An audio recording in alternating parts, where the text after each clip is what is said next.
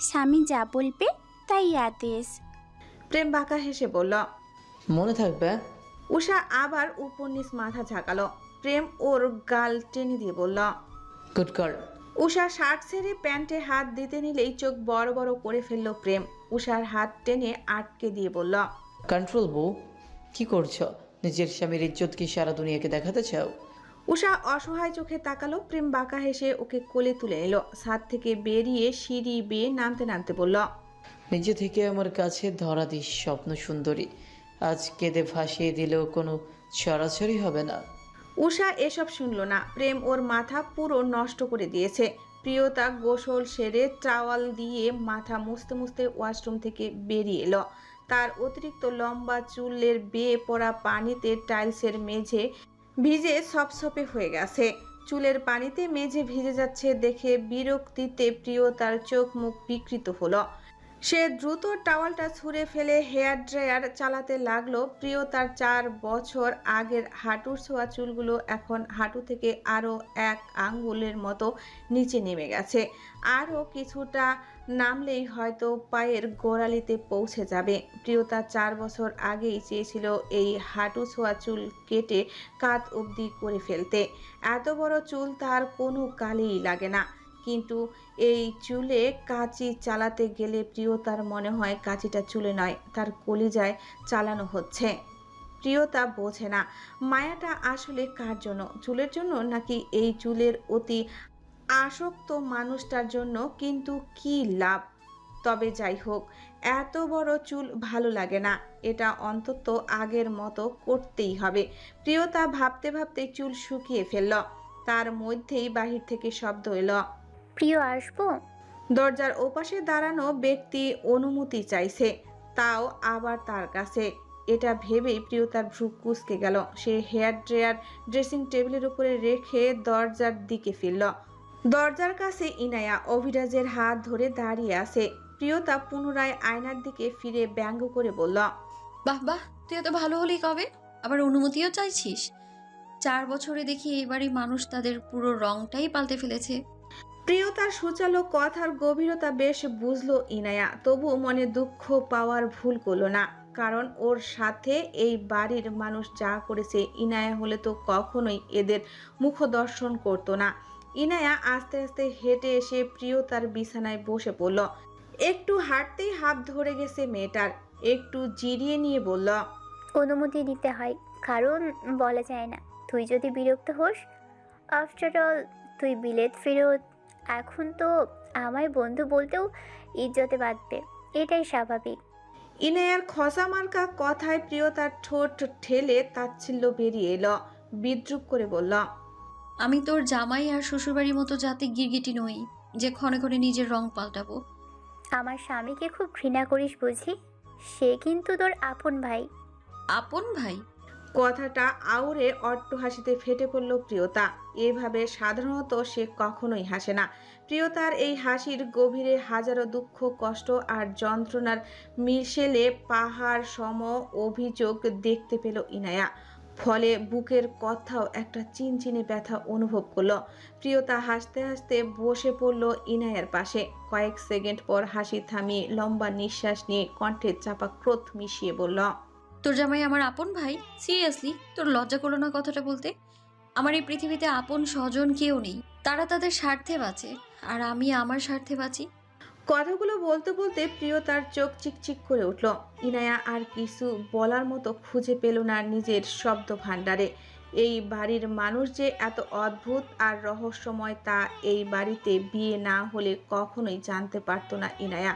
এমনকি এই বাড়ির মানুষদের বাহিরে থেকে যেমন মনে হয়, ভেতর থেকে তারা মোটেও তেমন নয়। প্রিয়তা কিছুক্ষণ থেমে একটু ভেবে বলল। এখনো আছি তো, প্রায় 15 দিন হতে চললো। কিন্তু এ বাড়িতে মানুষ এত কম কেন? প্রিয়তার প্রশ্ন আসলে এটা নয়, কিন্তু কি প্রশ্ন করছে তা ঠিক বুঝতে পারছে না ইনায়া। তাই সেও তাচ্ছিল্য করে বলল। খুব সুন্দর হতো সব দোষ চাপালি আমার জামাইয়ের ঘাড়ে। নিজেকে প্রশ্ন কর, আসলেই কি সব দোষ আমার জামাইয়ের? তোর সাথে যা হয়েছে তার জন্য আসল দোষী যে, তাকে তো তুই কখনোই ঘৃণা করিস না, দিব্যি ভালোবাসিস। আবার জানতেও চাচ্ছিস সে কোথায়। ইনায়ার প্রশ্নের জবাব দিল না প্রিয়তা। ইনায়া পুনরায় বলল, এত দ্বিধাচারিতা করিস না প্রিয়, তোর খারাপ কেউ চায়নি।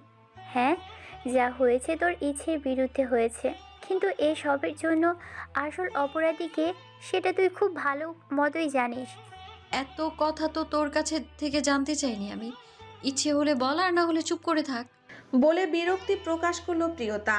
সে এই বাড়িতে আসতে চায়নি ঠিকই, কিন্তু এসে তো পড়েছে, আর কিভাবে এসেছে তাও জানতে পেরেছে।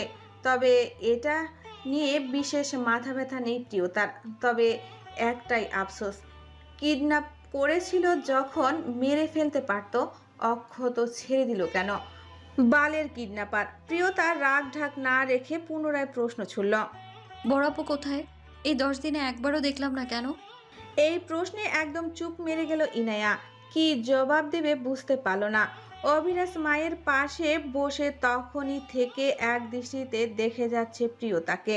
ছোট্ট অভিরাজের মনটা আনচান করছে ওই আন্টিটার কোলে চড়ার জন্য, কিন্তু আন্টি তার কর্কশ মেজাজ আর রাগের বহিঃপ্রকাশ দেখে ভয়ে কিচ্ছু বলতে পারছে না। ইনায়া প্রিয়তার প্রশ্নের জবাব দিল না। তার কাছে মিথ্যা বলার থেকে চুপ থাকা বেশি শ্রেয় মনে হলো। অভিরাজ নিজের ইচ্ছে দমাতে পারল না। অজান্তেই নিজের ছোট ছোট হাতে প্রিয়তার হাত চেপে ধরল। কারো হাতের স্পর্শে চমকে পাশে তাকালো প্রিয়তা। ছোট্ট ছোট দুটো হাত প্রিয়তার আঙ্গুল চেপে ধরেছে।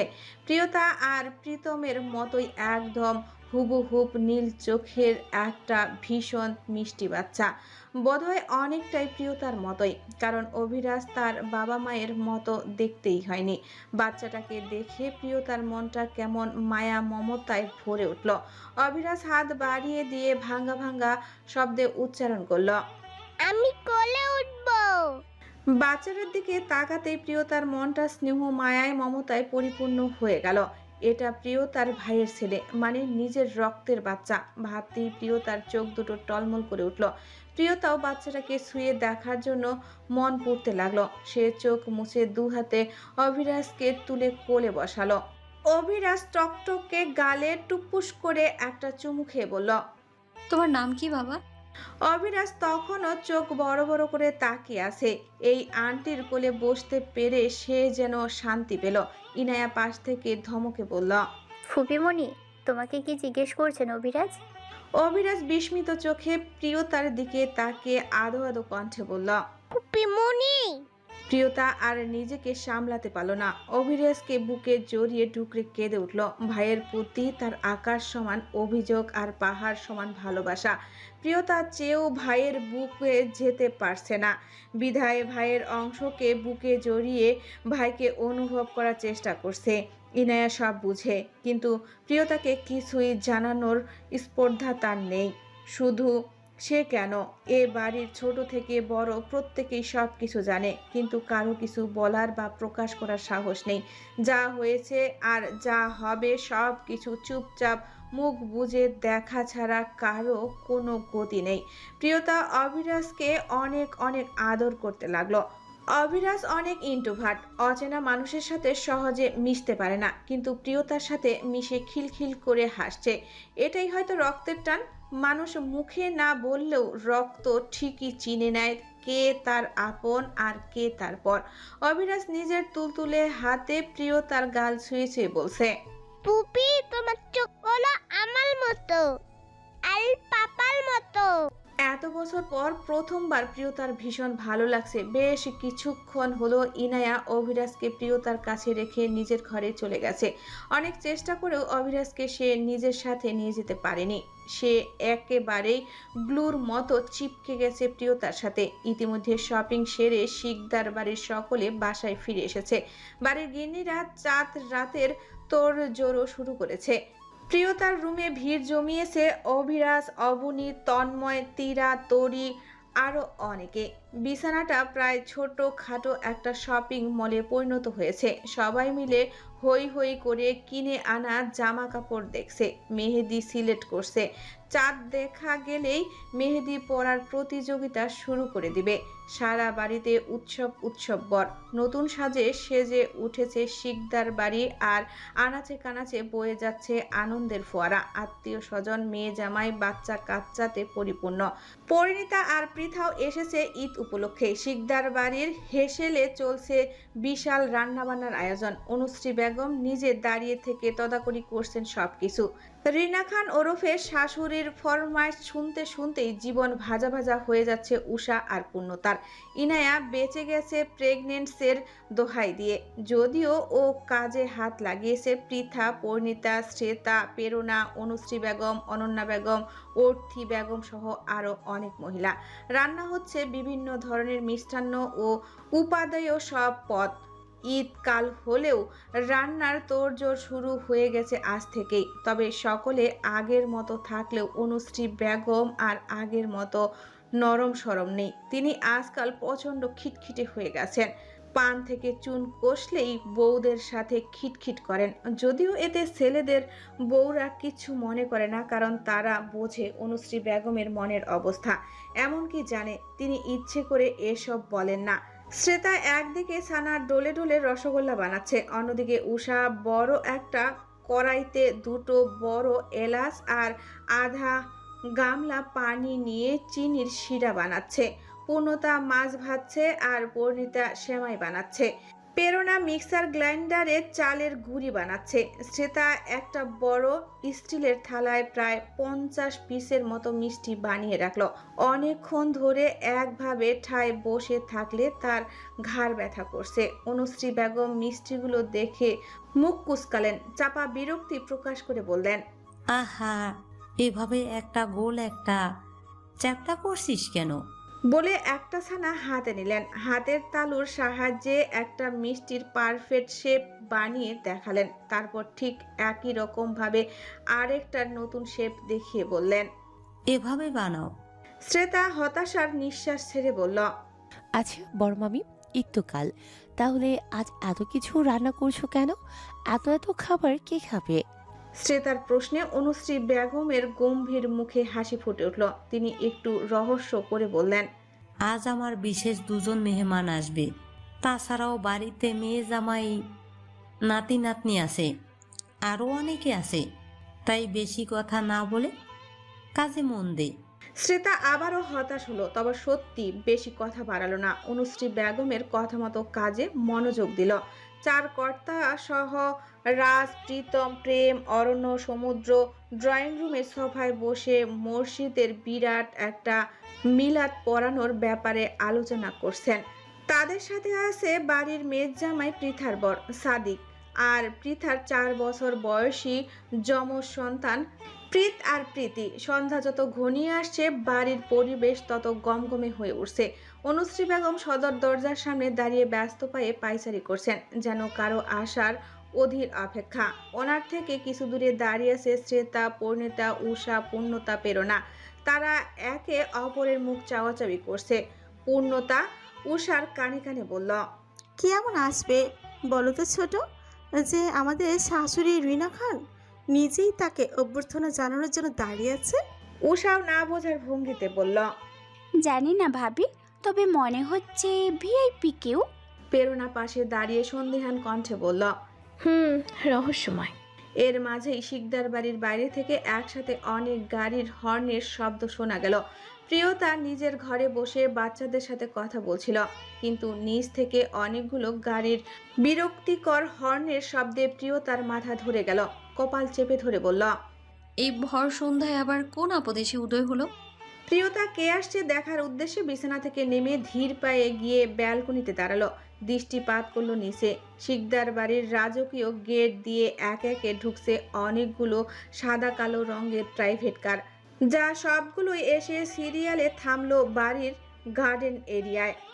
এতগুলো গাড়ি দেখে ভ্রু কুঁচকালো প্রিয়তা।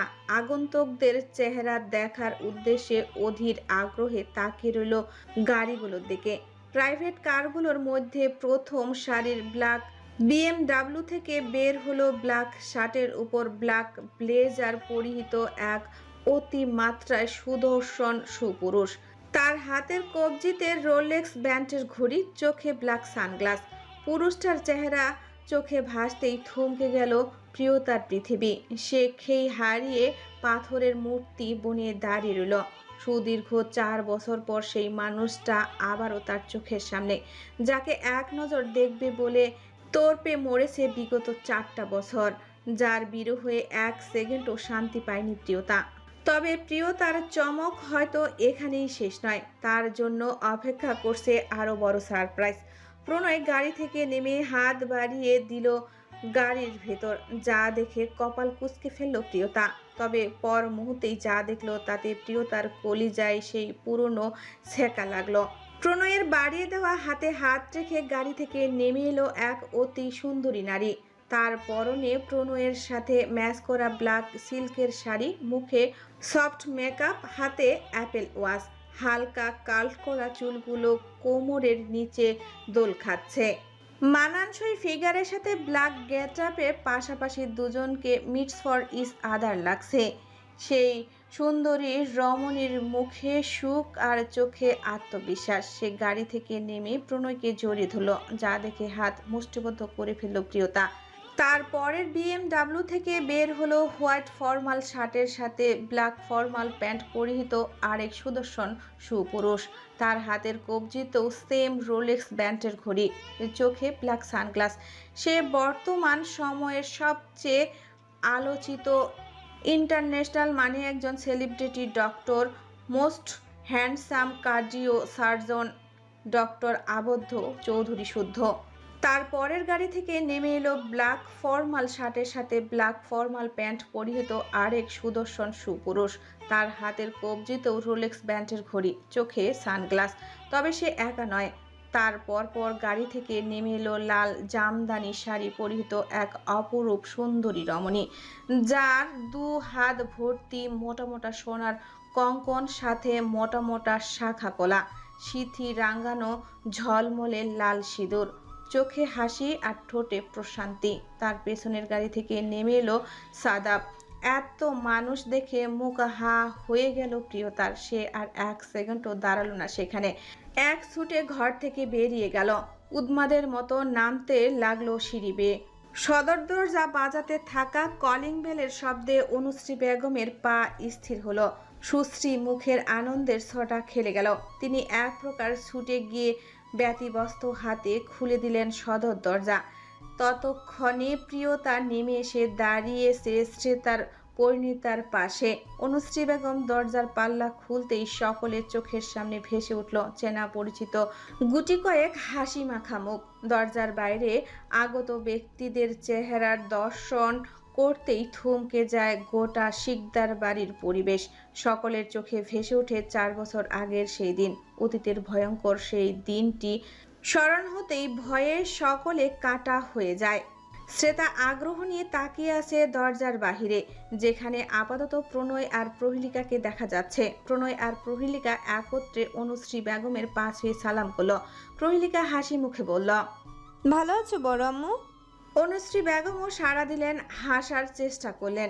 এবার শুদ্ধ আর সাদাপও এগিয়ে এসে অনুশ্রী বেগমকে সালাম করলো। অনুশ্রী বেগম হাসি মুখে দুজনকে দোয়া করে দিলেন, কিন্তু উনি যেন কিছুতেই স্থির হতে পারছেন না।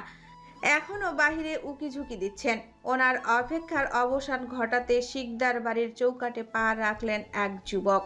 তবে সেই পুরুষ অববয় চোখের পাতায় ভাসতেই শ্রেতার দুনিয়া দুলে উঠল।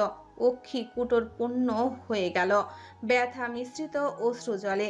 দীর্ঘ 2.5 বছরের তৃষ্ণার্ত চোখ সেই কাঙ্ক্ষিত ব্যক্তিকে দেখে ব্যাকুল হয়ে উঠল। কষ্ট অভিমানগুলো অশ্রু হয়ে ঝরতে লাগলো গাল বেয়ে। তবে আসল চমক তো এখনো বাকি।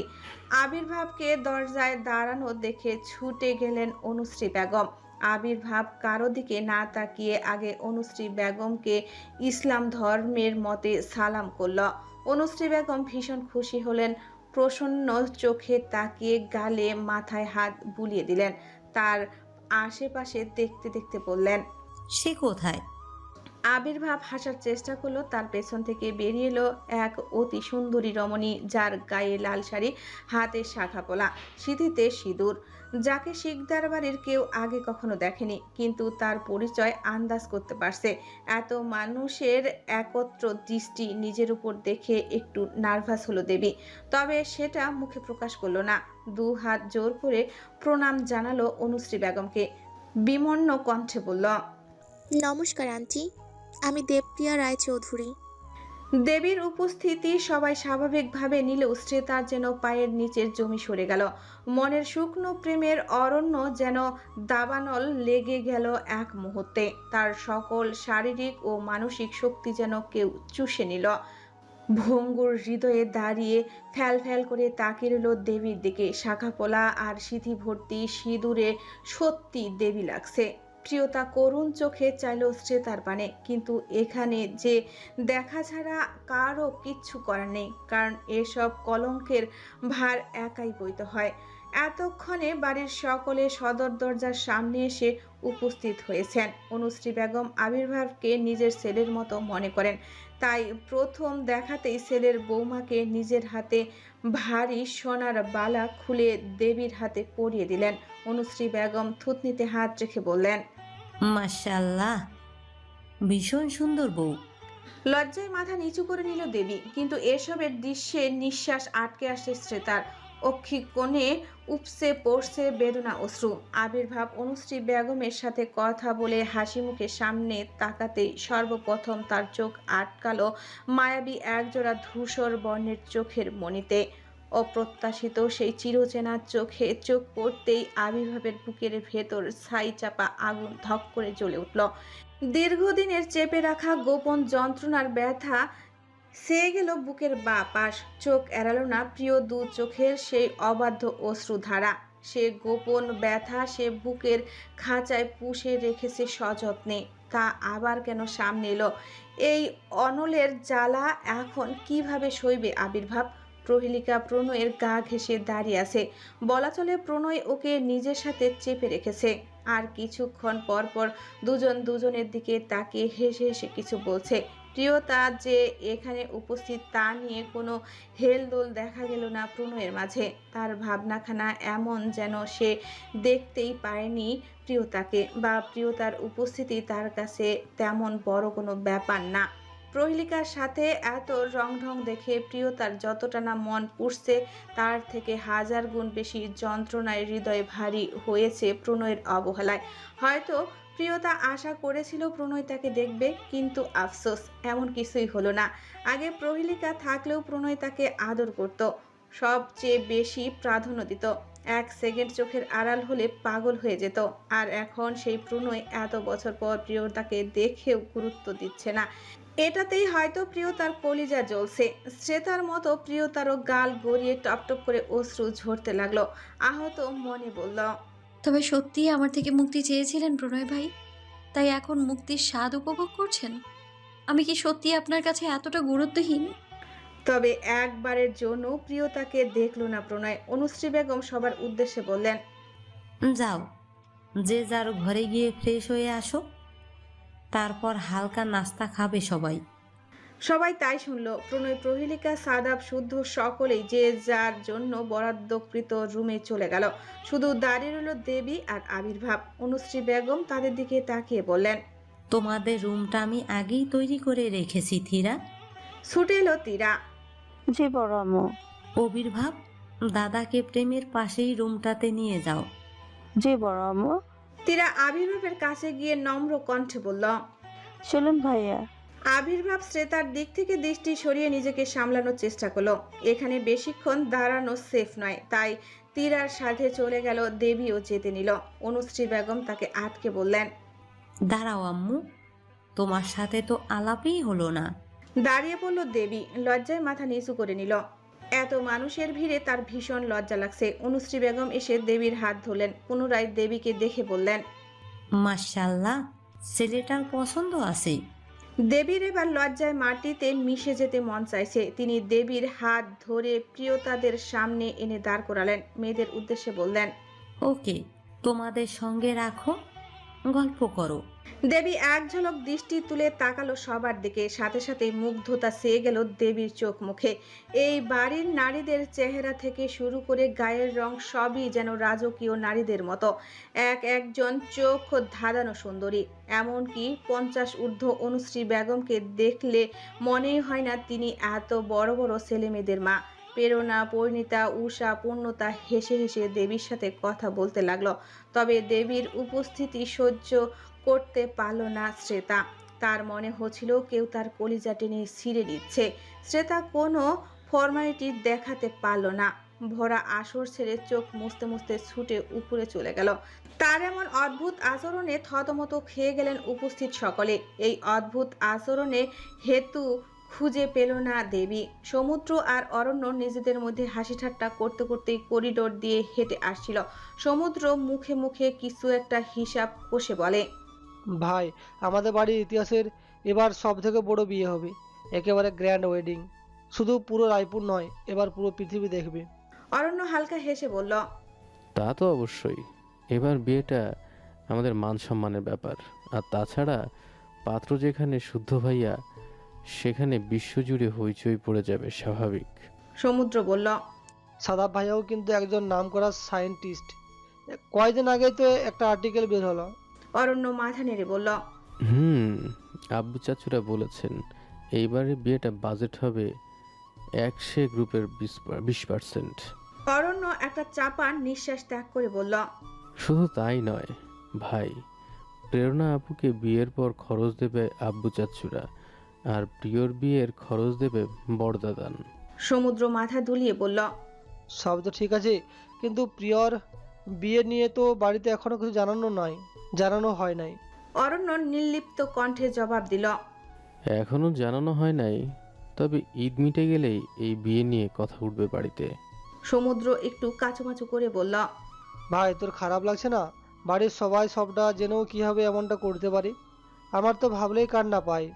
অরণ্য ঠোঁটে কৃত্রিম হাসি ফুটিয়ে বলল, সবটা জানে বলেই তো তাড়াহুড়ো করে বিয়েটা দিচ্ছে, কারণ কোনো বাবা মাই তার সন্তানের খারাপ চায় না।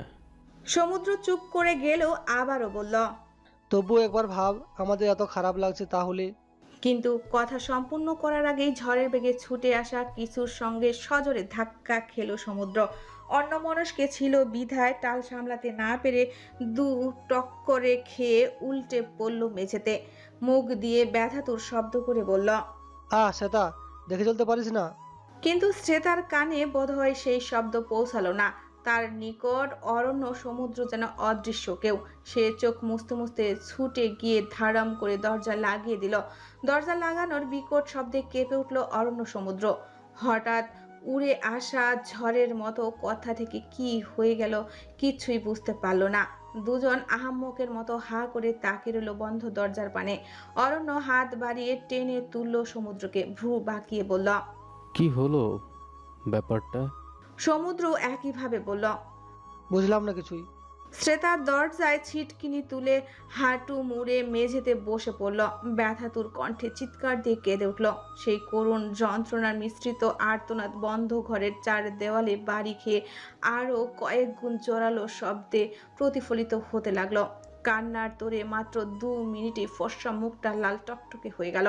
শ্রেতার দম বন্ধ হয়ে আসা কান্নায় আর বুক ফাটা আত্মচিৎকারে শিকদার বাড়ির প্রতিটি দেওয়াল কেঁপে উঠছে নিঃশব্দে, ঠিক সেইভাবে যেভাবে 4 বছর আগে প্রিয় তার আত্মচিৎকারে কেঁপে উঠত। অতিরিক্ত কান্নার ফলে শ্রেতার শ্বাসকষ্ট হতে শুরু হলো। হঠাৎ কিছু মনে হতেই চট করে বসা থেকে উঠে দাঁড়ালো মেয়েটা। 2 হাতে গাল মুছে ছুটে গিয়ে আলমারি খুলল। কাঠের আলমারি ভর্তি তাক তাক শাড়ি, কাপড়ের স্তূপ। শ্বেতা পাগলের মতো সেগুলো 2 হাতে ছুঁড়ে ছুঁড়ে ফেলতে লাগলো মেঝেতে। কাপড় সরাতে সরাতে হঠাৎ থেমে গেল। জল জলে অশ্রুসিক্ত চোখ জোড়া আটকালো একটা সাদা রঙের পুতলির উপর। শ্রেতা শুকনো ঢোক গিলে কাপা হাতে সেটাতে স্পর্শ করলো। সাথে সাথেই একটা নিঃশব্দ ঢেউ আশ্রে পড়ল শ্রেতার হৃদয় কিনারে। বুকের যন্ত্রণা এক লাফে হু হু করে বেড়ে গেল কয়েক গুণ। শ্রেতা পুটলিটা নিয়ে মেঝেতে বসে পড়ল। কাপা হাতে সাদা পুটলিটির গিট খুলতেই তার মধ্য থেকে বেরিয়ে এলো খুব নিম্নমানের একজোড়া শাখা পলা, লাল সাদা রঙের চুড়ি 4টে। দেখতেই শ্রেতার দম বন্ধ হয়ে এলো। শাখা পলা জোড়া বুকে জড়িয়ে ডুকরে কেঁদে উঠল মেয়েটা। চোখের সামনে ভেসে উঠল অতীতের সেই বিশেষ দিনটি। অতীত 2.5 বছর আগে আবির্ভাব কানাডা থেকে বাংলাদেশে শিফট হয়েছে প্রায় 2 বছরের বেশি হতে চলল। সে কানাডার একজন নামকরা সাইকিয়াট্রিস্ট হলেও বর্তমানে বাংলাদেশে নিজের ডাক্তারি প্র্যাকটিস করছে। এটা মূলত তার বাবা মার ইচ্ছা, তাই এখন আর যখন তখন চাইলেও শ্রেতা আর আবির্ভাব একে অপরকে দেখতে পায় না, ছুঁতে পারে না। ফলে দুজন প্রেম পিপাসু যুগল এক আকাশ সম তৃষ্ণা জমিয়ে বিশ্বের 2 প্রান্তে ছটফট করে। আর দিন গুনে কবে তাদের আবার দেখা হবে, কবে তারা আবার একে অপরের চোখে তাকিয়ে মনের অব্যক্ত কথাগুলো পড়ে নেবে, ভালোবাসবে। সম্পর্কের লং ডিফারেন্সে তিতা হয়ে যায় দুজন। কল মেসেজে কথা বললেও তাতে তাদের মন ভরে না। তাই শ্রেতা প্রায়ই ওই বাহানা দিয়ে মামার বাড়ি যায়, আর আবির্ভাবও মেডিকেলের এই ইস্যু দেখিয়ে কানাডায় আসে। এভাবেই একটু প্রেম, একটু অভিমান, একটু অপেক্ষা নিয়ে চলতে থাকে তাদের জমজমাট প্রেম কাহিনী। কথায় বলে না, দূরত্ব বাড়লে মানুষের গুরুত্ব বুঝি উপলব্ধি করতে পারে অপর প্রান্তের মানুষটা তার কত আপন। শ্রেতা আবির্ভাবের ক্ষেত্রেও তাই হয়েছে। দূরত্বের আগুনে জ্বলে পুড়ে অস্থির দুজন প্রিয়জনের অভাব আর সহ্য হয় না তাদের। এর মধ্যেই শিকদার বাড়িতে রাজের বিয়ে ঠিক হয়। শ্রেতা ও মামাতো ভাইয়ের বিয়ে উপলক্ষে মামার বাড়ি আসে। শুরু হয় জোর কদমের বিয়ের তোড়জোড়, কেনাকাটা আয়োজন। তার মধ্যেই বিয়ের 2 দিন আগে কোনো এক সন্ধ্যায় শ্রেতার ফোনে কল আসে আবির্ভাবের। শ্রেতা ফোন রিসিভ করতেই ওপাশ শান্ত থেকে ভেসে আসে ভারী পুরুষালী কণ্ঠ। মাই লাভ। শ্রেতা মুখ ঝামটা মেরে জ্বলে উঠে বলে, এই পাগলের ডাক্তার ঢং করবেন না একদম। আদিক্ষেতা সারাদিন সুন্দরী সুন্দরী নার্স দেখতে এতই ব্যস্ত থাকেন যে আমার ফোনটা পর্যন্ত ধরেন না, আর এখন আসছেন পিড়ি দেখাতে। সুমিষ্টি কণ্ঠে ঝাড়ি শুনে আবির্ভাবের বোধহয় কানটা ধন্য হলো। শ্রেতাকে আরেকটু রাগিয়ে দিতে বলল, আচ্ছা, কি সব ছোট লোকের কথাবার্তা? আমাকে কি পাগলা কুত্তায় কামড় দিয়েছে মাই লাভ? তোমার রূপের ঝাঁঝেই তো আমার গলায় দড়ি দেওয়ার উপক্রম, সেখানে ছ্যা ছ্যা। আবির্ভাবের নাটক দেখে শ্রেতার গা জ্বলে ওঠে। দ্বিগুণ শব্দে ঝাড়ি মেরে বলল, সরেন্ত মিয়া, ছাড়েন আপনার ঢঙের কথা। সারাদিন এদিক ওদিক টাঙ্কি মেরে এখন আসছে আমার পিড়ি দেখাতে। আপনার পিড়িতে খ্যাতা পুরি আমি।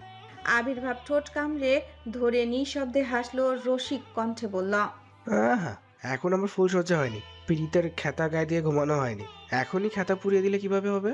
শ্রেতা ভ্রু কুঁচকে বলল, আপনি কি ভাবছেন আপনার এসব মিষ্টি মিষ্টি কথা শুনি আমি গলে যাব? নেভার। এই মৃত্তিকা চৌধুরী শ্বেতা মাটির তৈরি নয় যে আপনি পানি ঢাললেই গলে যাবে। আবির্ভাব নিজের ঠোঁট কামড়ে ধরে ফিসেল কণ্ঠে বলল, জানি তো, মৃত্তিকা চৌধুরী সে তার মাটির তৈরি নয়, সে আইসক্রিমের তৈরি। আমার একটু ঠোঁটের ছোঁয়া পেলেই গলে যাবে। এবার চরম লজ্জা পেয়ে গেল শ্রেতা। হুট করে সকল রাগ শিমুল তুলোর মতো উড়ে গেল। এমন নির্লজ্জ মার্কা কথায় কান ঝাঁঝা করে উঠল শ্রেতার। সে আর রাগ দেখাতে পারল না। মুচকি হেসে লাজুক কণ্ঠে বলল, ছি, নষ্ট পুরুষ। আবির্ভাব পুনরায় টোন কেটে বলল, দিস ইজ নট ফেয়ার মাই লাভ। আমার মতো একটা নিষ্পাপ পিওর ভার্জিন ছেলেকে তুমি নষ্ট তকমা দিতে পারো না। প্রচন্ড বুকে লাগে, নষ্ট হওয়ার সুযোগটাই পেলাম না এখনো। শ্রেতা এবার আর কিছু বলতে পারল না, চুপ করে দাঁড়িয়ে রইল। লজ্জায় তার 2 গাল গরম হয়ে উঠেছে। আবির্ভাব চেয়ারে মাথা এলিয়ে দিল, ভারী দীর্ঘশ্বাস ত্যাগ করে বলল, আর কতদিন বলবে যে একা একা লজ্জা পাবো না? তোমার লজ্জা রাঙা মুখটা যদি আমি দেখতে না পেলাম, তোমার লজ্জার পরিধি যদি বাড়াতে না পারলাম, তবে এই লজ্জার কোনো মানে আছে? শ্রেতা অস্থির হয়ে উঠল। এই লোক এত লজ্জা দেয় কিভাবে? আবির্ভাব কেমন কণ্ঠে ডেকে উঠল, মাই লাভ। হুম, আমি সকাল থেকে কিছুই খাইনি, বাইরের খাবার খেতে ইচ্ছে করে না, একটু রান্না করে দিয়ে যাবে? আবির্ভাবের মোহনীয় কণ্ঠের আবদারে ধক করে উঠল শ্রেতার বুক। সারা দিন ধরে মানুষটা না খাওয়া, ভাবতে শ্রেতার ভীষণ মন খারাপ হলো। নাজুক কণ্ঠে বলল, আপনি সত্যি কিছু খাননি? হুম, একটু আসবে? শ্রেতা বলল, গিয়ে কি করব? আপনি তো বাসায় নেই। আবির্ভাব বলল, তো কি হয়েছে, আমি চলে আসবো 3-4 ঘন্টার ভেতরে। এর মধ্যে তুমি রান্না করে রাখবে। ভাবনায় পড়ে গেল শ্রেতা চিন্তিত কণ্ঠে বলল, কিন্তু আবির্ভাব, এখন সন্ধ্যা 7টা, আমি বাড়ি থেকে কি বলে বের হব?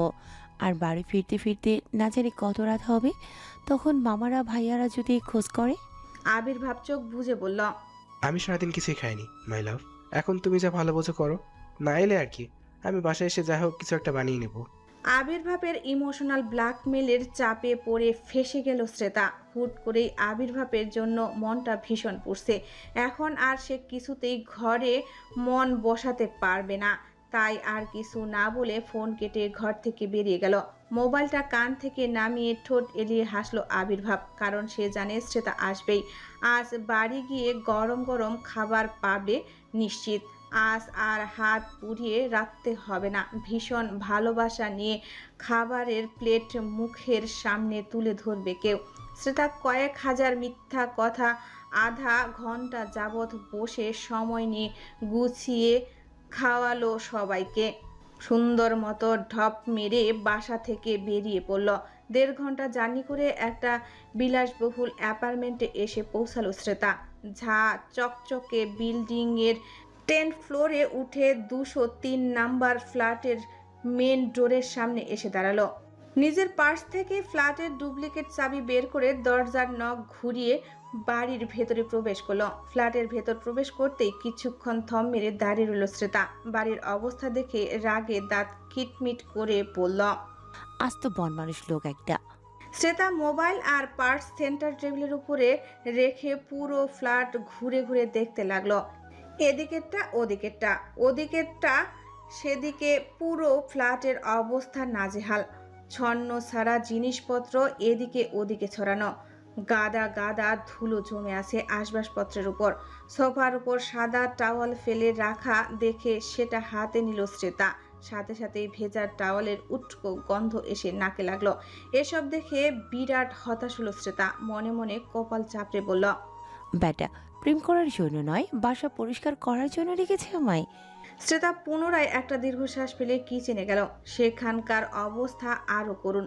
জল ভর্তি সিঙ্কি, এটো থালা বাসন ডুবিয়ে রাখা। মশলার কৌটাগুলো ঢাকনা খোলা অবস্থায় এদিকে সেদিকে পড়ে আছে। হলুদের স্পুন মরিচের গুঁড়ার কৌটায়, আর মরিচের গুঁড়ার স্পুন জিরের গুঁড়ার কৌটায়। কিচেন ক্যাবিনেটের উপর প্রায় 50-এর বেশি নুডলসের প্যাকেট জমানো। সব কিছু দেখে শ্রেতার মাথায় হাত। একটা মানুষ এতটা অগোছালো কিভাবে হয়? কিন্তু এত এত নুডলসের প্যাকেট দেখে মনে মনে ভীষণ দুঃখ পেল শ্রেতা। ভালোই বুঝলো আবির্ভাব প্রতিদিন বাসায় ফিরে কোনো মতে নুডলস খেয়ে ঘুমিয়ে পড়ে। শ্রেতা আর ভাবলো না। 3 পিসের কালো ওড়না কোমরে গুজে রিবোর্ডিং করা চুলগুলো উঁচুতে তুলে বড় একটা খোপা করে নিল। প্রথমেই ঝাঁটা খুঁজে বের করে বাড়ির সমস্ত আসবাবপত্রের ধুলো বালি ঝেড়ে বাড়িটা সুন্দর মতো সাজালো। প্রতিটা জিনিসপত্র খুঁটিয়ে খুঁটিয়ে পরিষ্কার করে জায়গাটা জায়গায় রাখলো। কপালে ঘাম মুছে রান্নাঘরের সব এঁটো থালা বাসন পরিষ্কার করে বাসনের রেখে সুন্দর মতো সাজিয়ে রাখলো। সমস্ত মশলার কৌটা গুঁড়ার ঢাকনা লাগিয়ে যথা স্থানে তুলে রাখলো। পুরো রান্নাঘর ঝেড়ে মুছে পরিষ্কার করলো। ফ্রিজ খুলে দেখলো মাছ মাংস আনাজ সবজি কিছুই নেই। শ্রেতা পুনরায় হতাশ হয়ে বাসা থেকে বেরিয়ে গেল। অ্যাপার্টমেন্ট থেকে প্রায় 5 মিনিটের দূরত্বে আসার সময় একটা সবজির বাজার দেখেছে শ্রেতা। তাই সেখান থেকে সবজি তরকারি মাছ মাংস সহ সব প্রয়োজনীয় জিনিসপত্র কিনে আনলো। সেগুলো সুন্দর মতো কেটে কুটে ধুয়ে বেছে বেছে কয়েকটা পদের সুস্বাদু তরকারি রান্না করলো। ভাত রান্না করলো। 1 পদের ডেজার্ট বানিয়ে হাফসালো শ্রেতা। ঘড়ির কাঁটায় তাকিয়ে দেখলো রাত 11টা বেজে 45। আবির্ভাব এখনো ফেরেনি। শ্রেতা রান্নাবান্না শেষ করে আবির্ভাবের ঘরে গেল। সেই ঘরের অবস্থা আরো নাজেহাল।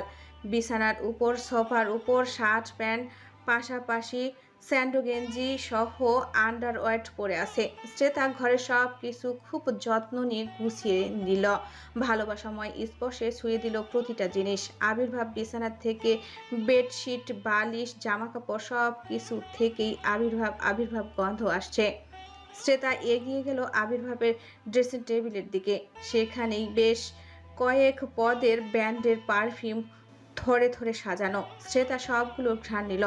অতঃপর আলমারি খুলে আবির্ভাবের একটা শার্ট বের করে তাতে নাক ডুবালো।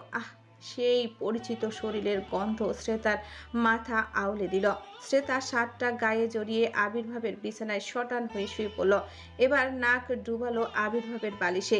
আবির্ভাব কাছে নেই, তবুও মনে হচ্ছে আবির্ভাব জড়িয়ে ধরেছে। শ্রেতা শুয়ে বিছানার এপাশ থেকে ওপাশ গড়াগড়ি খেতে খেতে নাজুক মুখে বলল, লোকটা একটু পাগলাটে, অগোছালো, চঞ্চল চরিত্রের, কিন্তু মানিয়ে নেব।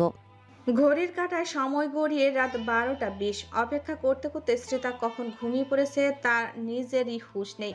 গড়াগড়ি খেয়ে সে নিজেই বিছানার চাদর জমিয়ে গিয়েছে, গায়ের ওড়নাও ঠিক নেই, পাজামা উঠে গেছে গোড়ালির অনেকটা উপরে, ফলে ফর্সা আকর্ষণীয় পা দুটো দৃশ্যমান। সিল্কি চুলগুলো কয়েকটা মুখের উপর আর বাকিগুলো বিছানায় ছড়িয়ে আছে। আবির্ভাবের পাশ বালিশ বুকে জড়িয়ে জম্পেশ ঘুম দিচ্ছে শ্রেতা। তবে গভীর ঘুম ধীরে ধীরে হালকা হয়ে আসছে শ্রেতার। ঘুমের মধ্যেই অদ্ভুত অনুভূতি হচ্ছে। মস্তিষ্কের ষষ্ঠ ইন্দ্রিয় জানান দিচ্ছে কেউ হয়তো তার খুব কাছেই আছে, এক দৃষ্টিতে তাকিয়ে আছে তার দিকে। সেই ব্যক্তির ক্রমাগত নিঃশ্বাসের গরম ভাব এসে আছড়ে পড়ছে শ্রেতার মুখমণ্ডলে। শ্রেতার অস্থিরতা পর্যায়ক্রমে বাড়তে বাড়তে এক সময় ঘুমটাই চটকে গেল। না চাইলেও চোখ মেলে তাকালো শ্রেতা। তার মুখের উপর ঝুঁকে পলকহীন দৃষ্টিতে তাকিয়ে আছে আবির্ভাব। তার দৃষ্টি স্থির, হয়তো একেবারের জন্য পলক ফেলছে না। শ্রেতা চোখ মেলতেই চোখাচোখি হয়ে গেল। সাথে সাথে লজ্জা পেয়ে চোখ নামিয়ে নিল শ্রেতা। তবে কোনো হেলদোল দেখা গেল না আবির্ভাবের মধ্যে। সে মুচকি হেসে এখনও তাকিয়ে আছে শ্রেতার সুশ্রী মুখে। শ্রেতা চোখ বন্ধ করে নিয়েছে, তবুও যেন আবির্ভাবের দৃষ্টি তার শরীরের কাটার মতো বিচ্ছে। সেই দৃষ্টির তীব্রতা সইতে না পেরে হাত উঠিয়ে আবির্ভাবের চোখের উপর রাখল। মেয়ে যাওয়া কণ্ঠে অনুরোধ করে বলল, এভাবে দেখবেন না প্লিজ, আমার লজ্জা লাগে। আবির্ভাব ঠোঁট টিপে হাসলো। শ্রেতার হাত ধরে চোখের উপর থেকে নামিয়ে আনল। কোমল হাতের উল্টো পিঠে ঠোঁট চেপে ধরে মাদকীয় কণ্ঠে বলল, তোমাকে লজ্জা দেওয়ার জন্য হলেও তো নতুন কিছু করতে হবে মাই লাভ। তুমি হয়তো জানো না তোমার এই লাজুক হাসিটা কত সুন্দর। তুমি হয়তো জানো না তোমার এই লজ্জা মিশ্রিত রক্তিম মুখটা আমি কত ভালোবাসি। এই লজ্জা দেখার জন্য কতটা ছটফট করি। বাই দ্য ওয়ে, আমার শার্টে কিন্তু তোমার পাকা স্ট্রবেরি লাগছে। লজ্জায় এবার দু হাতে মুখ ঢেকে ফেলল শ্রেতা। অতিষ্ঠ কণ্ঠে বলল, প্লিজ থামো না আবির্ভাব। শ্রেতার লজ্জা দেখে হেসে ফেলল আবির্ভাব। শ্রেতাকে তুলে বসালো। দুষ্টু কণ্ঠে বলল, তুমি না বলেছিলে আসবে না, তাহলে এলে যে? শ্রেতা মাথা নিয়ে জবাব দিল, আপনি খুব খারাপ জানেন, আপনার জন্য আমাকে কতগুলো মিথ্যে কথা বলতে হলো। আবির্ভাব ঠোঁট বাঁকিয়ে হেসে বলল, ও মাই লাভ, তুমি মিথ্যাও বলতে জানো? তোমার এই গুণের ব্যাপারে তো জানা ছিল না। সে যাই হোক, এই অধমকে আবার কখনো মিথ্যা বলবে না যেন, এমনিতেই বুদ্ধি কম। শ্রেতা ভ্রু কুঁচকে তাকালো আবির্ভাবের দিকে। মনে মনে বলল, একটা মানুষ এতটা মিসকে শয়তান হয় কিভাবে। শ্রেতা অযথা কথা বাড়ালো না, নীরব হয়ে আবির্ভাবকে মন ভরে দেখতে লাগলো। রসিকতা করছে বটে, তবে আবির্ভাবকে ভীষণ ক্লান্ত দেখাচ্ছে। কখন ফিরেছে কে জানে। এখনো হাসপাতালের পোশাক পাল্টায়নি, হাতে ঘড়ি, চুলগুলো এখনো সেট করা। শ্রেতাকে এত মনোযোগ দিয়ে তাকাতে দেখে আবির্ভাব ঠোঁট কামড়ে হেসে বলল, কি মাই লাভ, আমাকে কি আজ বেশি সুন্দর লাগছে? তুমি চাইলে আরো ভালো করে দেখতে পারো, আমি মাইন্ড করবো না। আবির্ভাবের কথায় প্রচন্ড লজ্জা পেয়ে দৃষ্টি নত করল শ্রেতা। এই লোকটার মুখে কিছু আটকে না। শ্রেতা লজ্জা মিশ্রিত কণ্ঠে বলল, যান গিয়ে ফ্রেশ হয়ে আসুন, খাবার দিয়েছি। আবির্ভাব তৎক্ষণাৎ বুকে হাত চেপে নাটকীয় ভঙ্গিতে বলল, এইভাবে জান দেখো না মাই লাভ, হার্ট ব্যথা করে। এখন যদি আমার কিছু হয়, এখানে তোমার হিটলার ভাইও নেই যে আমায় দেখবে। আবির্ভাবের কথায় আহম্মক বনে গেল শ্রেতা। হতবিলম্ব চোখে তাকিয়ে বলল, আপনাকে আবার কখন জান বললাম? আবির্ভাব লজ্জা পাওয়ার ভান ধরে বলল, এই তো এখনই আবার বললে।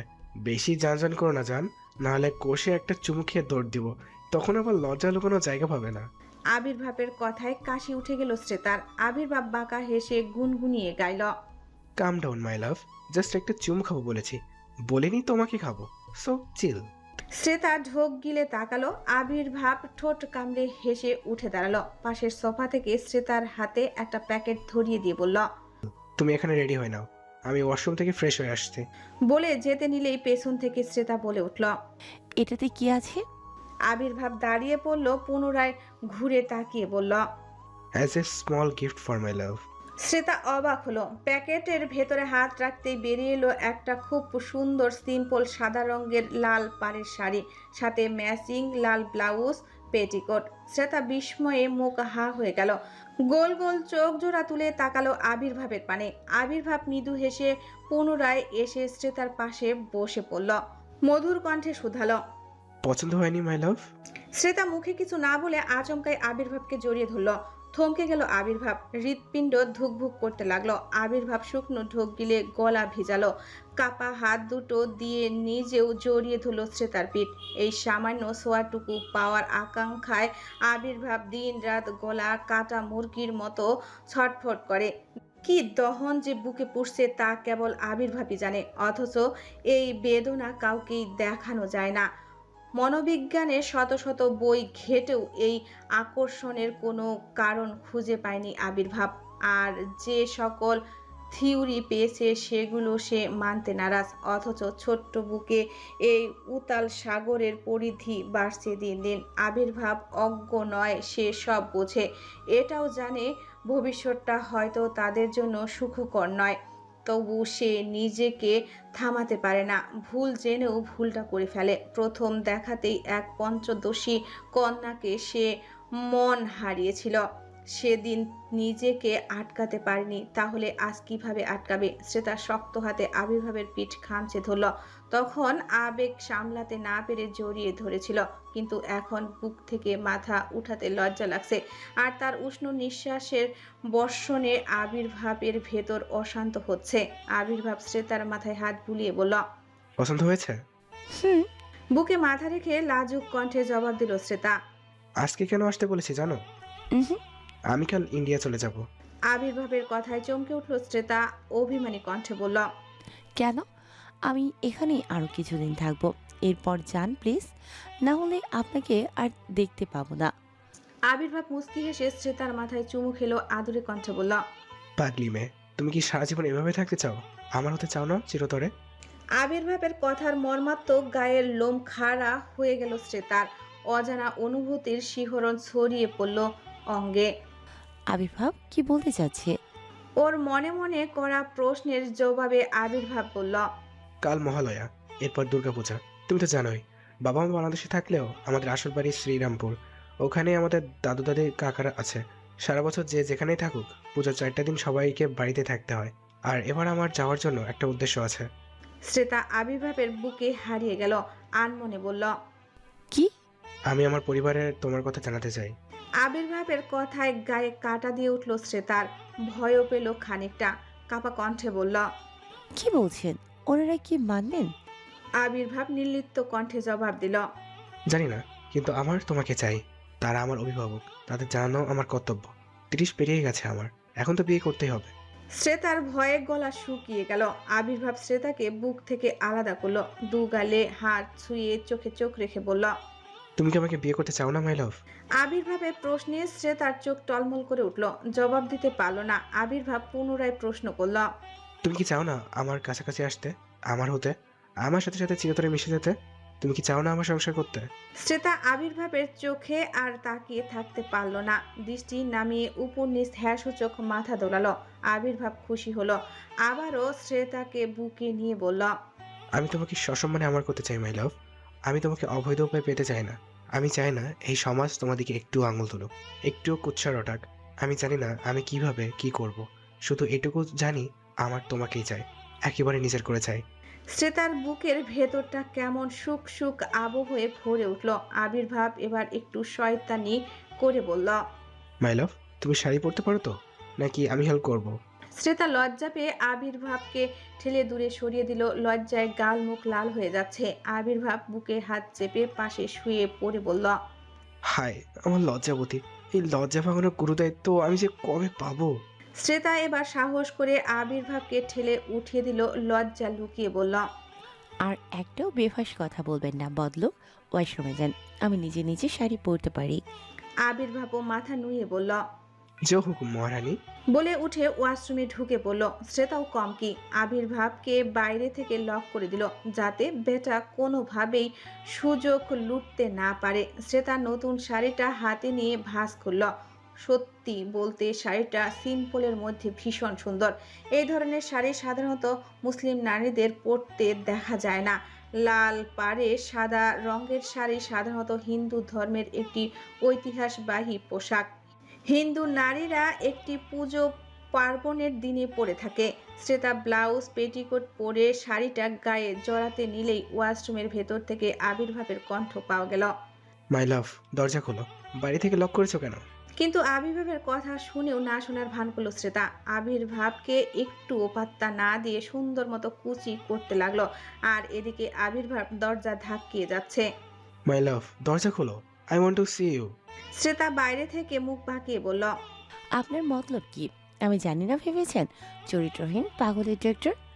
আবির্ভাব ভেতর থেকে বলল, এই না কটকটির মা, একদম চরিত্র নিয়ে খোটা দেবে না, না হলে সত্যি সত্যি চরিত্রহীন হয়ে যাব। শ্রেতা মুখ বাঁকিয়ে বলল, তা আপনি নিজেকে চরিত্রবান মনে করেন বুঝি?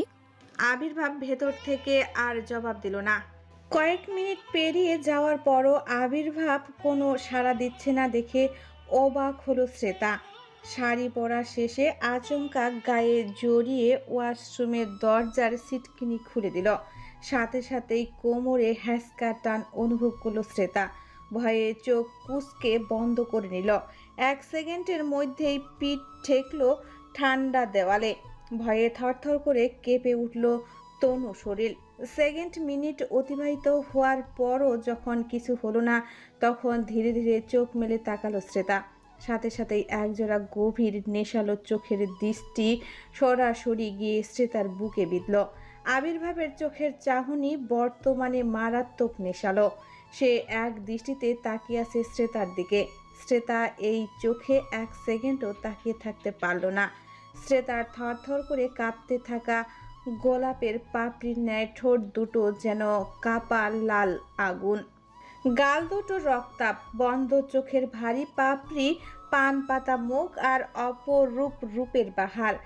খোলা চুল, লাল পাড় সাদা শাড়িতে মোলায়েম ফর্সা শরীরটা মাখনের মতো লোভনীয় লাগছে।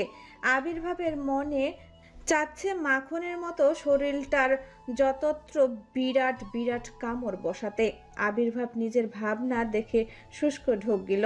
মনে মনে আর্তনাদ করে বলল, মারাত্মক জ্বালাময় নারী, তোমাকে এত সুন্দর হতে কে বলেছিল? এখন যে আমার নিজেকে সামলানো মুশকিল। শ্রেতা আবির্ভাবকে যেভাবে নিজের দিকে তাকিয়ে থাকতে দেখে লজ্জায় মিলিয়ে গেল। ফলে রক্তিম গাল দুটো আরও খানিকটা লজ্জা মিশ্রিত লালিমা লেপটে গেল। আবির্ভাব এসব অবলোকন করে দিশেহারা হচ্ছে। সে আর সহ্য করতে পারল না। শ্রেতার মসৃণ গালে বৃদ্ধাঙ্গুল বুলিয়ে আকুল কণ্ঠে বলল, তোমাকে যদি একটু ছুঁয়ে দেই, তুমি কি খুব বেশি রাগ করবে মাই লাভ? বিশেষ করো, বেশি না, একটুখানি। আবির্ভাবের কথায় আকস্মিক বোকা বনে গেল শ্রেতা। অবুঝ চোখে তাকালো আবির্ভাবের নেশা জোরালো চোখে। আবির্ভাবের চোখে মুখে কামনার জোয়ার। আবির্ভাব আর নিজের মনের বাসনা চাপতে পারল না। নিজের ডার্ক ব্রাউন ঠোঁট জোড়া ধীরে ধীরে ডুবে দিল শ্রেতার তুলতুলে গলায়। শাড়ির ফাঁক গলিয়ে হাতের আঙ্গুলগুলো আলতো করে চালিয়ে দিল উন্মুক্ত উদরে। আচমকা এমন আক্রমণে আতকে উঠল শ্রেতা। বিনা মেঘে বজ্রের মতো সারা শরীরে রক্ত প্রবাহের তীব্র বৈদ্যুতিক শিহরণ ছুটে গেল। পুরুষালী সোয়ায় নাজুক শরীরখানা নুয়ে গেল। হাত পা সহ সারা শরীর অনুভূতির তোড়ে কাঁপতে লাগলো থরথর করে। নিজের অজান্তেই হাত চলে গেল আবির্ভাবের চুলের ভাঁজে। আবির্ভাবের অসংযত ঠোঁটের স্পর্শে নিঃশ্বাসটুকু নাকের কাছে এসে আটকে গেল। শ্রেতার তীব্র আসক্তি তাই ছটফট করে উঠল মেয়েটা। এমন অনুভূতি সে তার 19 বছরের জীবনে আগে কখনো অনুভব করেনি। আবির্ভাবকে জড়িয়ে ধরেছে বহুবার, তবু এমন করেনি। শ্রেতার শরীরের মৃদু কাঁপুনিতে পুরুষালী উন্মাদনা ছড়াচ্ছে সংযমী দেহের শিরায় শিরায়। আবির্ভাব 2 হাতে দেওয়ালের সাথে কোমর ঠেসে ধরল। শ্রেতার কম্পনরত গোলাপি ঠোঁট যারা আবির্ভাবের মাথা খারাপ করে দিচ্ছে। সে গালে হাত রেখে বুড়ো আঙ্গুল দ্বারা শিমুল তুলোর মতো কোমল ঠোঁটে 2-1টা স্লাইড করলো। মনে মনে বলল, এত সফট কিছু হয়? ওই আকর্ষণীয় গোলাপি ঠোঁট জোড়ার ক্রমবর্ধমান কম্পন দেখে প্রলব্ধ হলো আমার মন। কোনো এক অদৃশ্য চুম্বকীয় আকর্ষণের ঠোঁটে ঠোঁট ডুবালো শ্রেতার কোমল ঠোঁটের ভাঁজে। এত গভীর স্পর্শে শরীর ঝাঁকি দিয়ে উঠল শ্রেতার। শরীর অবশ হয়ে আসলো এক নিমিষে। আবির্ভাবের চুলের ভেতরে থাকা হাতটা শক্ত করে চেপে ধরল আবির্ভাবের চুলের মুঠি। শ্রেতা মাত্র 2 মিনিটেই হাড়ে হাড়ে বুঝে গেল এই মানুষটার ভালোবাসার ধরন অনেক বেশি অ্যাগ্রেসিভ। তাই লাভ বাইটগুলো একটু বেশি যন্ত্রণাময়। তবু ঠোঁট কামড়ে হজম করে নিল শ্রেতা। আবির্ভাবের পাগলামো বাড়ছে। সে বেশি পাগল হতে চায় না, নয়তো এই কোমল শরীর ছিন্ন বিচ্ছিন্ন হয়ে যাবে মুহূর্তেই। আবির্ভাব হ্যাঁচকা টানে শ্রেতাকে বুকে জড়িয়ে ধরল। বড় নিঃশ্বাস ফেলে জ্বলন্ত কণ্ঠে বলল, আজ ছেড়ে দিচ্ছি মাই লাভ, কিন্তু একদিন এমন আসবে যেদিন একচুল পরিমাণও আর ছাড় পাবে না তুমি। ভেঙে চুড়ে গুড়িয়ে যাবে আমার মধ্যে। আজকে টুকু ট্রেলার ছিল, মুভিটা তোলা রইল। শ্রেতা লজ্জায় মুখ লুকালো আবির্ভাবের বুকে। আবির্ভাব শ্রেতাকে নিয়ে ওয়াশরুম থেকে বেরিয়ে এলো। ঘরের উজ্জ্বল আলোয় দেখতে পেল স্বর্গ রাজ্যের কোনো এক অপ্সরী দাঁড়িয়ে আছে তার ঘরে, যার কোমল স্নিগ্ধ চেহারায় মাধুর্যে আবির্ভাবের সাদা কালো রঙের ঘরটা আজ রঙিন লাগছে। গলার জল জল করছে আবির্ভাবের আঁকা ক্ষত চিহ্নগুলো। তবে কিছু একটা ভেবে তৎক্ষণাৎ ভ্রু কুঁচকে ফেলল আবির্ভাব। মনে মনে বলল, এ তো ভারী অন্যায়। আমি কিছু দিলাম, বিনিময়ে কিছু পাবো না আমি? শ্রেতা কিছু বলতে চাচ্ছিল, তৎক্ষণাৎ ঝড়ের বেগে সামনে এসে দাঁড়ালো আবির্ভাব। নিচু হয়ে নিজের শার্টের কলার সরিয়ে গলা ইশারা করে বলল, নাও বাইট মি। এমন উদ্ভট কথায় আহম্মক হয়ে গেল শ্রেতা। মৃদু আওয়াজে বলল, yes, byte me my love. Shreta আবির্ভাবের বুকে মৃদু ধাক্কা দিল। কণ্ঠে চাপা তেজ ফুটিয়ে তুলে বলল, পাগলের সাথে থাকতে থাকতে আপনারও কি পাগলামি দেখা দিচ্ছে? দিলে বলুন, পাগলা কারোদের দিয়ে আসবো। আবির্ভাব এই ভোল বদল দেখে পুনরায় ভ্রু কুঁচকালো। একটু আগেই তো লজ্জায় মিশে যাচ্ছিল, এখন আবার ধমকাচ্ছে। আসলে মেয়ে মানুষের মন বোঝার থেকে জিলাপির প্যাঁচ ছাড়ানো অনেক সোজা। আবির্ভাব একটু ভাব নিয়ে বলল, আমি কাউকে ফ্রিতে কিছু দিই না। তুমি আমার কাছ থেকে কিছু নিয়েছো, তাই আমাকেও কিছু তোমায় ফেরত দিতে হবে। আবির্ভাব কপাল কুঁচকে বলল, কি নিলাম আপনার কাছ থেকে? আবির্ভাব আবার লজ্জা পাওয়ার ভং ধরে বলল, ইস, এর মধ্যে তো ভুলেই গেলে মাই লাভ। একটু আগে যা যা করলাম তা কি আবার রিপিট করব? আমার কিন্তু কোনো প্রবলেম নেই। শ্রেতা পুনরায় লজ্জায় লাল হয়ে গেল। আবির্ভাব ঠোঁট কামড়ে হাসল। শ্রেতার চারপাশে ঘুর ঘুর করতে করতে বলল, লজ্জা পেলে তো হবে না মাই লাভ। আমার কাছ থেকে কত কিছু নিয়েছো, তা না হয় নাইবা চাইলাম লাভের অংশ। না দাও, কিন্তু মূল তো দেবে। শ্রেতা বলল, আপনি আসলে কি চান বলুন তো? Love bite. কি? হ্যাঁ, কড়া করে দাও, এই যে এখানে। বলেই নিজের গলা দেখিয়ে দিল আবির্ভাব। শ্রেতা নিজের অবাকত্ব ছেড়ে বাঁকা হাসলো, ভ্রু নাচিয়ে বলল, আমাকে হালকাভাবে নেবেন না ডক্টর রায়চৌধুরী। আমার কামড় দিলে মাংস তুলে নেব। উফ, মঞ্জুর, আমার রক্ত মাংস সব খেয়ে ফেলো। শ্রেতা পুনরায় বাঁকা হাসলো। আবির্ভাবের চোখে চোখ রেখে একদম কাছে চলে এলো। আবির্ভাবের পায়ের পাতায় পা দিয়ে উঁচু হয়ে দাঁড়ালো। আবির্ভাব এক দৃষ্টিতে তাকিয়ে আছে শ্রেতার চোখের গভীরে। শ্রেতা 2 হাতে আবির্ভাবের শার্ট চেপে ধরে মাথা নিচু করলো। বিশাল একটা হা করে দাঁত বসিয়ে দিল আবির্ভাবের গলায়। আবির্ভাব ব্যথার তীব্রতায় চোখ কুঁচকে বন্ধ করে নিল। ব্যালেন্স করতে শক্ত করে জড়িয়ে ধরল শ্রেতার কোমল দেহ, তবে বেশি জোরে ধরল না। যদি ব্যথা পায়, শ্রেতা কামড় দিয়ে ধরে রেখেছে, তা ধরেই রেখেছে, যে মাংস তুলে নেওয়ার অপেক্ষা। তবু এত ব্যথা পেয়েও ঠোঁট কামড়ে হাসলো আবির্ভাব। ব্যথাতুর কণ্ঠে বলল, আই লাইক ইট। সাথে সাথেই ছেড়ে দিল শ্রেতা। ব্যস্ত হয়ে পড়লো আবির্ভাব কতটা ব্যথা পেয়েছে দেখতে। শ্রেতার তাড়াহুড়া দেখে আবির্ভাব মুখ বাঁকিয়ে বলল, ব্যথা দিয়ে আদৌ দেখাচ্ছো মাই লাভ? আবির্ভাব অনেক ব্যথা পেয়েছে বুঝতে পেরে অনুশোচনায় শ্রেতার চোখ টলটল করে উঠল। সে আবির্ভাবকে ব্যথা দিতে চায়নি। আবির্ভাব হেসে বলল, সব ব্যথাই ব্যথা থাকে না মাই লাভ, বাট আর একটু জোর দিতে পারতে। শ্রেতার ভীষণ অভিমান হলো আবির্ভাবের উপর। কি দরকার ছিল কামড়াতে বলার? এখন কত ব্যথা পেয়েছো? আবির্ভাব আরো কিছু বলতে চাইল, তবে শুনল না শ্রেতা। মুখ ফুলিয়ে বসে পড়ল বিছানার উপর। অভিমানে উঁচু হওয়া গাল দুটো দেখে আবির্ভাবের ভীষণ আদর আদর পেল। তবে নিজেকে সামলে নিয়ে সে আরেকটু এগিয়ে সেন্টার টেবিলের উপরে রাখা আরেকটা কাগজে মোড়ানো প্যাকেট হাতে নিল। এক টানে কাগজের টুকরোটা ছিঁড়ে ভেতরের বস্তুটা হাতে নিল। ধীর পায়ে এগিয়ে এসে হাঁটু মুড়ে বসলো শ্রেতার পায়ের কাছে। আচমকা পায়ে কারো স্পর্শ পেয়ে চমকে উঠল শ্রেতা। তড়িৎ বেগে চোখ ঘুরিয়ে তাকালো। আবির্ভাব ওর বা পাটা নিজের অরুতে রেখে যত্ন সহকারে আলতা পরিয়ে দিচ্ছে। আবির্ভাবের গায়ে নিজের পা দেখে হতচকিয়ে গেল শ্রেতা। ঝটপট সরিয়ে নিতে চাইলে পা টেনে ধরল আবির্ভাব। চাপা বিরক্তি প্রকাশ করে বলল, ডিস্টার্ব করো না মাই লাভ। শ্রেতা অনুরোধ করে বলল, প্লিজ পা ছাড়ুন আবির্ভাব, আপনি আমার গুরুজন, আপনাকে দিয়ে পা ধরালে আমার পাপ হবে। আবির্ভাব মৃদু হেসে বলল। অথচ এই পায়ে চুমন করা আমার সাধনা। আর কিছু বলতে পারল না শ্রেতা। আবির্ভাব ফর্সা দু পায়ে সুন্দর করে গাঢ় লাল রঙের আলতা পরিয়ে দিল। দু পা একত্র করে ঠোঁট চেপে ধরল। সময় নিয়ে শব্দ করে চুমু আঁকল। চুমুর শব্দে কেঁপে উঠল শ্রেতা। আবির্ভাব বসা থেকে উঠে দাঁড়িয়ে শ্রেতার হাত ধরল। কোমল কণ্ঠে বলল, আজ যদি তোমার কাছে কিছু চাই আমি দেবে মাই লাভ। শ্রেতা অবুঝ চোখে তাকালো আবির্ভাবের দিকে। আবির্ভাব হাতের কবজি চেপে ধরে বলল, চলো আমার সাথে। শ্রেতাও কোনো বিরক্তি ছাড়াই আবির্ভাবের পিছু পিছু গেল। আবির্ভাব ডাইনিং রুম পেরিয়ে অন্য একটা ঘরে প্রবেশ করলো।